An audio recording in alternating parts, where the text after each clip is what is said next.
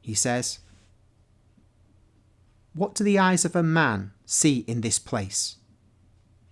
Valleys dug deeper than they were created by nature?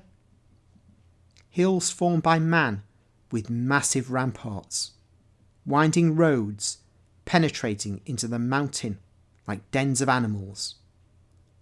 And why all that?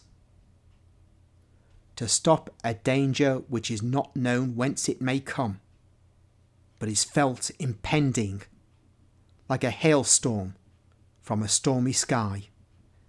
In actual fact, they have acted here in a human way, with human power and human means, at times also inhuman, to defend themselves and prepare means of offence, unmindful of the words of the prophet, who teaches his people how it is possible to defend oneself from human misfortunes through superhuman means, the most valid ones. He cries, 'Console my people, comfort Jerusalem, because her slavery is ended, her sin is atoned for, because she has received from the hand of the Lord double punishment for all her crimes.' And after the promise, he explains the way to make it become real. 'Prepare the ways of the Lord. Make straight the ways of God across the desert. Every valley will be filled in. Every mountain will be laid low. The winding way will become straight. The hard one will become comfortable. Then the glory of the Lord shall be revealed, and all men, without any exception, shall see it, for the mouth of the Lord has spoken.'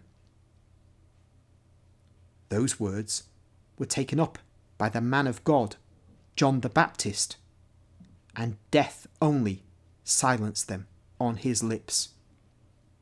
That is, O men, the true defence against the misfortunes of mankind. Not weapon against weapon, defence against offence, not pride, not fierceness, but supernatural weapons, but virtues achieved in solitude, that is, in the interior of the individual, all alone with himself, who works to sanctify himself, erecting mountains of charity, lowering peaks of pride, straightening twisted ways of concupiscence, removing sensual obstacles from his way. Then the glory of the Lord will appear, and man will receive the defence of God against the spiritual and material snares of enemies. What do you expect a few trenches, a few glasses, a few forts to be against God's punishment, which the wickedness, or just the tepidness of man draws upon himself?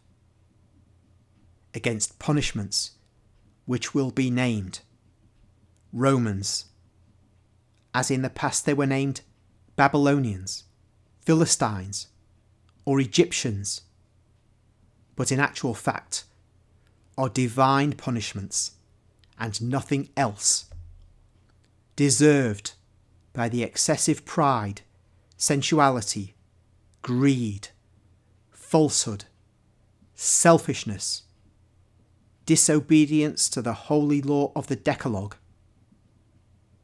A man, even the strongest one, can be killed by a fly.